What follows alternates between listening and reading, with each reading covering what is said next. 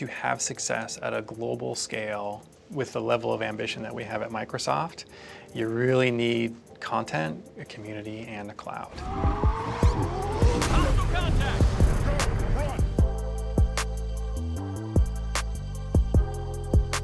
How do you explain the gaming cloud to someone when they ask you that? What does that even mean? We are building Project xCloud, which is the technology behind our entry into game streaming.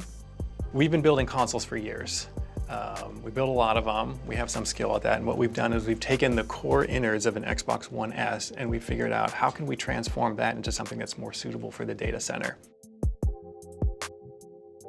I would say our journey to the cloud started with the original Xbox when we put an Ethernet port on the back of that original console. And then I would say over the past 3 years, we've taken much more of an open approach of, okay, how do we take all this technology that we've learned how to build and make it more generally available?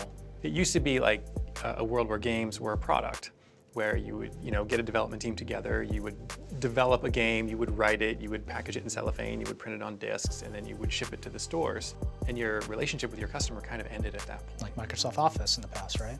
Yeah, I mean, like the history of software has really kind of followed a similar arc. So we used to live in a world of games as a product, and then we evolved to games as a service, where you're constantly updating, you're interacting with your consumer base, you're understanding what they're doing.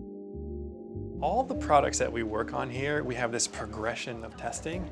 It always starts with the immediate internal team working on the technology, trying it out. What am I looking at over here? This is one of our latest hardware designs. This is the hardware that we are actively deploying in 13 regions around the world today. This is a 2U rack with 8 Xbox One S's inside of it. When you're streaming on Project xCloud, this is the hardware you are running from. This is a complete console, and the games that were designed for the console run with 100% compatibility on this hardware. Streaming is not a solution for everybody to play tomorrow. We build xCloud for the next decade. Like, I think about it that way. First, expanding the capabilities of our existing customers, but in the long run, this is about reaching more of the planet who wants to play those great games that our partners build. How are you formulating the business model of this too, of xCloud? This is everyone's question, how is this actually going to feasibly work? I don't think there's one business model. I think streaming is a way to distribute content.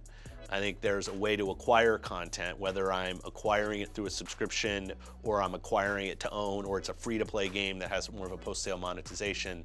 I don't think there's one business model with streaming. I think you decouple those two things. Streaming is a way to distribute content to as many people on the planet who want to play games as possible. And there are multiple business models, which is really a strength for gaming, that are working at scale today. Retail's doing incredibly well. Subscriptions are becoming more and more part of the ecosystem, and free-to-play, Fortnite, Apex, you see massive games doing well there as well. So in order for streaming to work in the long run, it has to support the diversity of business models that we see in gaming. Does it seem like everyone, the focal point right now is let's do stuff on the phone? It's like the easiest sort of entry point to where we want to do this class prep. I wouldn't say it's the easiest. It is the most pervasive, obviously, when you just think about, okay, the number of Android phones. And maybe it's the most constrained. So if you say, I'm building my game for a 60-inch OLED hanging on a wall, and okay, there's going to be a tablet, a 10-inch tablet, down to a small cell phone. Like, I want to see what it looks like on that screen in terms of brightness, in terms of responsiveness. How does control feel in that environment? Because anything that's bigger feels like, okay, it's closer to the scenario that this thing was designed for. What I love is we've got years of deep, immersive games that have been built for Xbox. We've done the work this generation through backward compatibility to bring many of those games to the current generation, and now we're seeing those great characters and stories and worlds show up on devices for the first time, and frankly to customers that are probably never going to own a console, but they will be able to experience those games on the device that they already have. I think that's just a good thing for gaming.